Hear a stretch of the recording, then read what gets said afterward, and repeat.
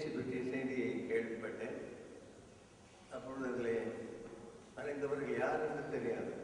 அதற்கு ஒரு நாட்களுக்கு பிறகுதான் தெரிந்தது இவரும் அதில் இறந்து விட்டார். சிறந்த பண்பாளராக நான் கண்டவர்களே அவர் பணிவுடையன், இன்சொல்லனாதல் ஒருவர் காணி அல்ல மற்ற பிற என்று வள்ளுவர் கூறினார். பண்புடையார் பற்றும் உலகம் அதுவென்றையில் மண்புக்கு மாய்வதும் என்று கூறினார். பல திருக்குறட்பாக்களுக்கு இலக்கணமாக அமைதியாக வாழ்க்கையை நடத்தினார்.